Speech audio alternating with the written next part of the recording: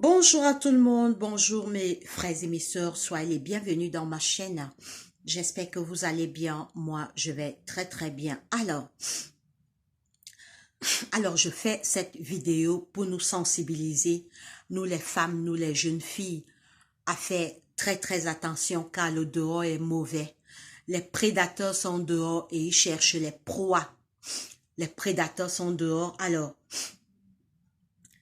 c'est l'histoire des Blancs qui vont en Afrique pour soi-disant aimer les femmes, alors que eux, ils vont chercher leurs marchandises, alors que eux,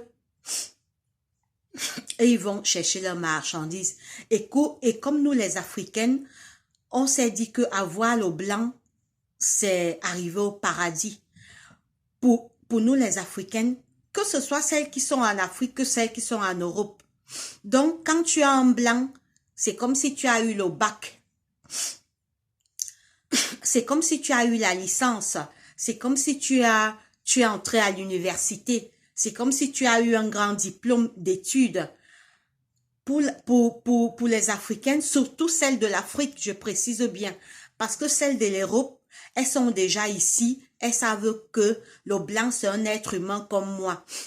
Il va aux toilettes comme moi, il pète comme moi, il chie comme moi, excusez-moi du terme. En fait, il fait ses besoins comme moi, il a le même souffle de vie que moi, il est mortel comme moi. Celles au moins qui sont en Europe ont déjà compris cela. Celles qui sont en Europe, parce qu'en fait, quand on est en Afrique, on est dans une illusion de rêve. On est dans une illusion. Je ne vous cache pas, moi-même, j'étais dans cette illusion quand j'étais en Afrique. Mais c'est quand je suis arrivée ici que mes yeux se sont ouverts. J'ai dit, ah bon? Donc le blanc qu'on croyait que dès que tu as le blanc, c'est la fin de la vie. Mais c'est de l'illusion. Quand tu es à l'eau blanc, rien ne change en toi, tu es pareil. C'est la même peau. Il se blesse, son sang sera rouge comme le mien. Il est malade, il a les mêmes douleurs. Ses selles sentent comme les miens. En fait, je vais aller terre à terre pour que vous compreniez mieux. Excusez-moi du thème. Ces caca sentent comme les miens. Ces selles sentent pareil. Dieu a créé les hommes pareils. Pourquoi il y a les blancs et les noirs? C'est juste la diversité de couleurs que Dieu a voulu qu'il y ait. Oui, les prédateurs sont dehors, ils cherchent les proies. Donc, comme ils savent que dès qu'une Africaine voit un blanc, ah, mon blanc, oh, si c'est chez nous, me lourian tangan, me lourian tangan, oh, me lourian tangan. Quand une fille trouve le blanc en Afrique, c'est comme si elle a gagné un pactole d'argent dans la loterie. Alors, donc, pour moi, cette histoire, c'est un réseau d'ossements humains. C'est un réseau de vente d'organes humains. Alors, on va d'abord écouter l'histoire. Après, je vais vous donner quelques conseils après. Qui se sont connus sur les réseaux sociaux. Cette histoire, c'est pour mettre toutes les jeunes filles en garde.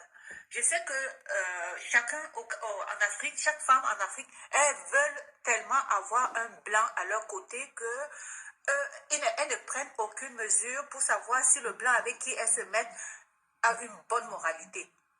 Donc, il s'agit donc d'un Français qui a l'habitude de venir en Afrique, et plus spécifiquement au Cameroun.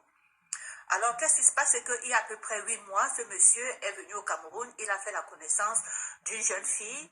Et puis, cette jeune fille, en fait, elle avait fait ses études et elle était dans la région de Bertois. Alors, la photo que vous voyez là, c'est du réel. Alors, la jeune fille donc, tombe en amour avec ce Français qui va la gâter, qui va l'amener dans tous les grands milieux. Il va aller lui louer un appartement de luxe bien équipée, la fille va avoir tout ce qu'elle veut, une belle voiture, elle va fréquenter des grands milieux grâce à ce monsieur. Donc, ils sortaient ensemble.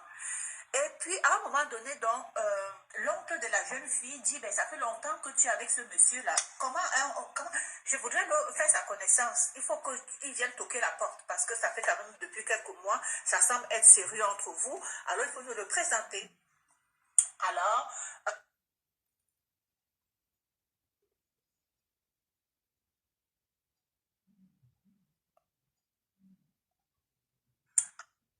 Alors, la jeune fille va alors informer son copain, hein, qu'elle a connu sur les réseaux sociaux en passant.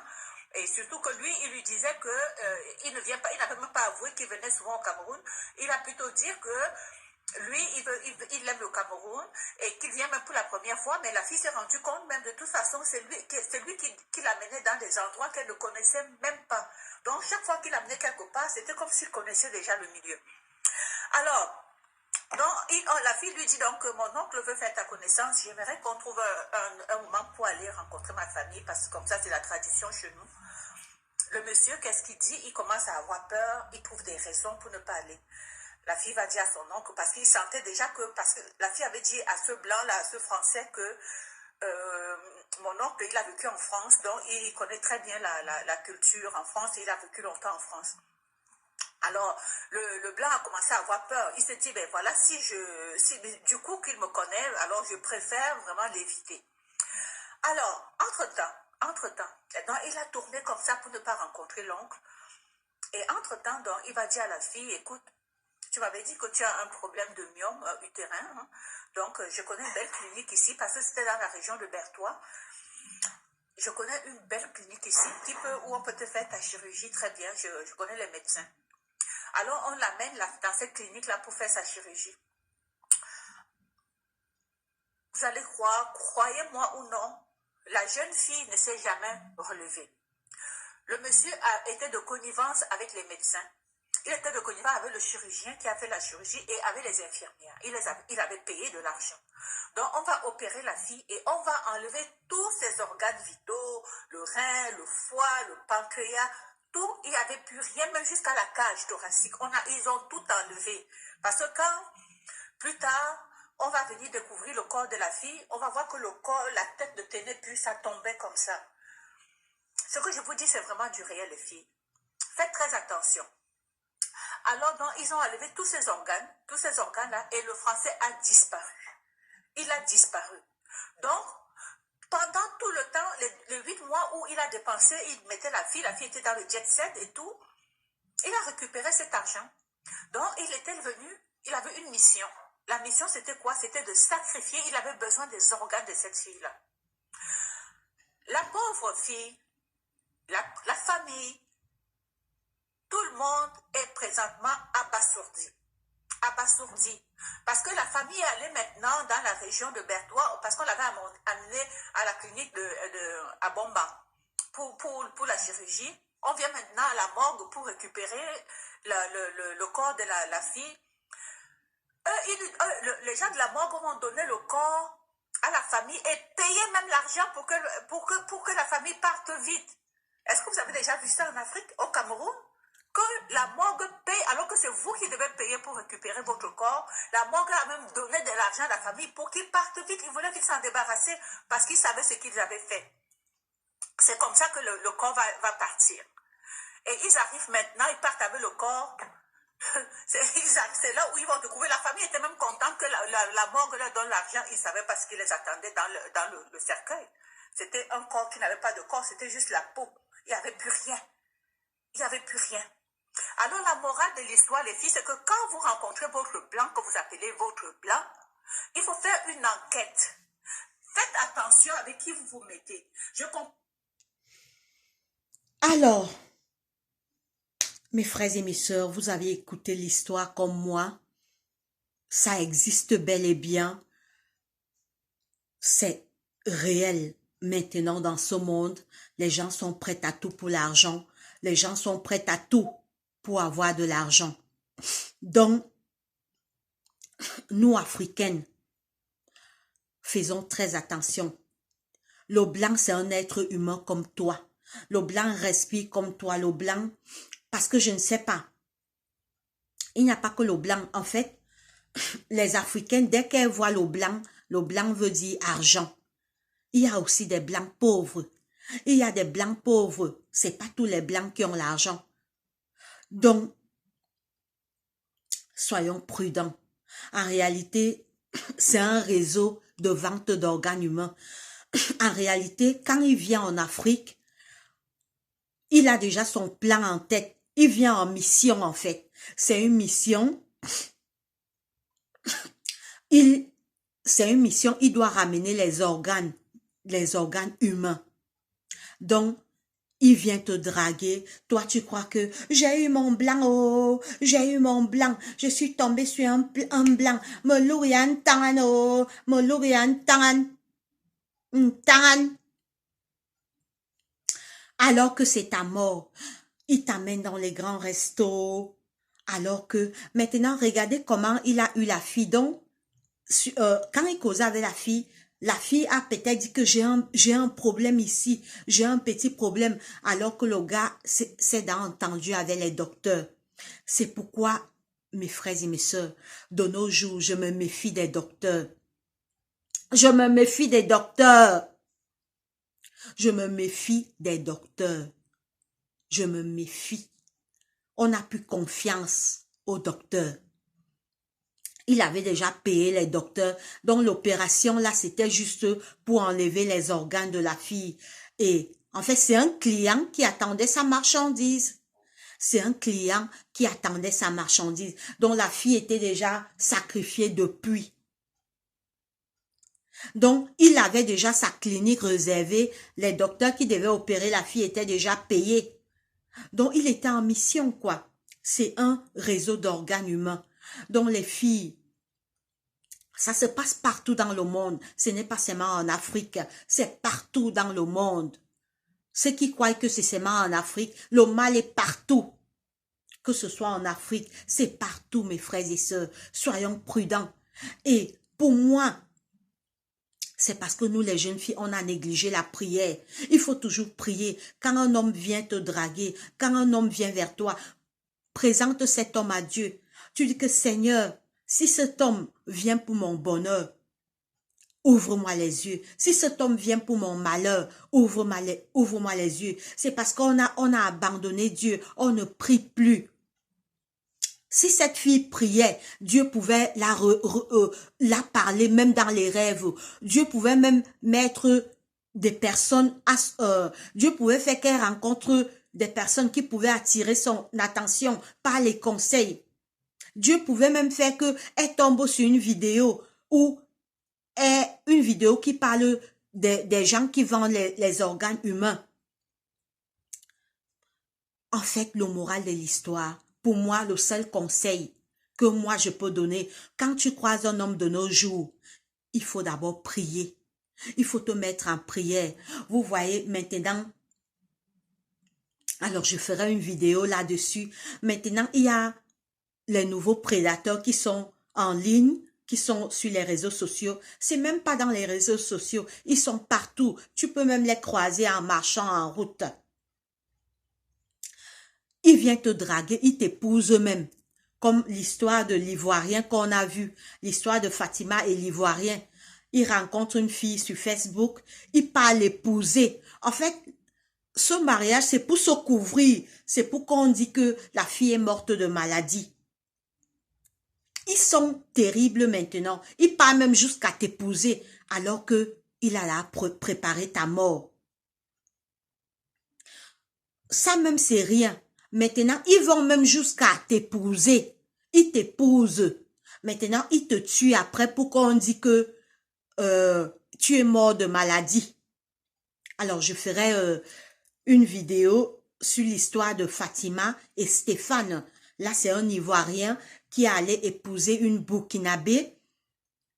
Alors qu'un brouteur, c'est un brouteur. Alors que il avait là préparé sa mort. Mais pour se couvrir, il a fait comme s'il n'a pas épousé la fille. On voit même dans les photos le jour du mariage, il n'est pas heureux. Il avait déjà eu sa proie. C'est un prédateur qui avait déjà eu sa proie. Les filles, les femmes, quand vous rencontrez un homme maintenant, genoux à terre, priez, Seigneur, si c'est le bon, parle-moi. Si ce n'est pas le bon, fais quelque chose que je vais le démasquer. S'il est venu vers moi pour me faire du bien, aide-moi, ouvre mes yeux. Ce n'est que la prière parce que ils mettent maintenant tout en jeu pour nous envoyer. Pour nous avoir, regarde, il vient en Afrique, il drague la fille, il amène la fille dans les restos, dans les grands milieux. En fait, il met l'argent en jeu, sachant qu'il va bien récupérer cet argent. Il va récupérer plus, parce que les organes là, ils vont lui coûter cher. Il va revendre ça, et ce qu'il a, l'argent qu'il dépensait pour amener la fille dans les grands restos, pour la payer les vêtements de marque, il va récupérer le double. Ils sont malins. Donc, maintenant, ils viennent même, ils t'épousent même. Il part demander la dot, il amène même sa famille. Alors que ta mort est déjà programmée. 1 mois, quelques mois, 6 mois après, il te tue comme l'histoire de Fatima et de Stéphane, que je vais d'ailleurs raconter dans cette chaîne. Donc, il faut seulement prier. Parce que ils sont même capables de mettre l'argent en jeu maintenant. Ils sont capables pour nous tuer. Puisque c'est un réseau, le mal est partout. Ça, c'est un réseau d'organes humains. Le gars, lui, il est venu en mission, un prédateur qui venait chercher sa proie. Les docteurs aussi, comme je vous disais tantôt, les docteurs qui ont pris l'argent, c'est aussi des criminels. J'ai peur des docteurs et l'affaire de l'opération. J'ai peur. Il faut avoir peur.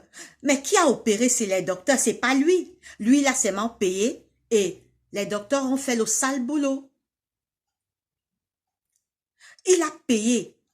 Vous avez écouté, ils ont tout enlevé dans le corps de la fille, jusqu'à ici. Donc la tête, quand la famille est venue prendre le corps, la tête balade. Donc ils ont pris le temps de vider la fille pendant l'opération. Donc on parle de ce temps, mais on oublie les docteurs même qui ont pris l'argent. Donc même les docteurs là aujourd'hui, on n'a plus confiance, on a peur d'eux, on se méfie d'eux.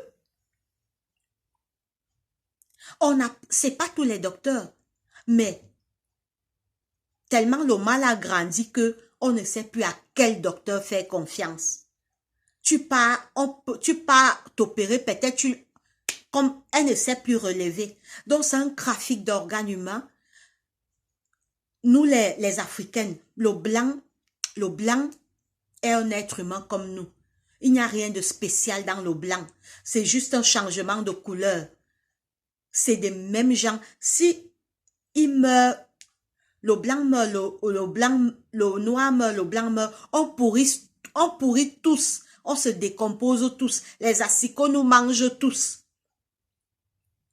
Il n'y a rien dans le blanc. Le blanc, c'est un être humain comme moi, le noir. Donc, les filles, ce n'est pas seulement le blanc. Il y a encore l'histoire d'un couple, 2 noirs, la fille est partie épouser l'homme en Afrique, ramener l'homme au Canada, où l'homme a fait quoi? Où l'homme l'a vendu.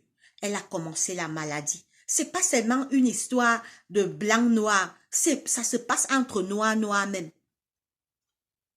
Parce que beaucoup de personnes entrent dans des choses louches, beaucoup de personnes entrent dans des sectes, ils entrent dans des choses sales. Donc, mes frères et mes sœurs, prudence, prudence les filles, prudence. Priez maintenant, quand vous croisez un homme, priez oh. Quand il te drague même, vous êtes en train encore de vous écrire, genoux à terre, Dieu va agir.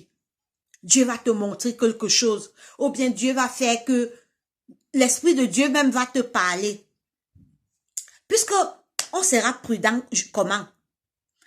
Il vient même jusqu'à nous doter, nous amener à la mairie, alors que on est une marchandise pour eux. Il nous dote.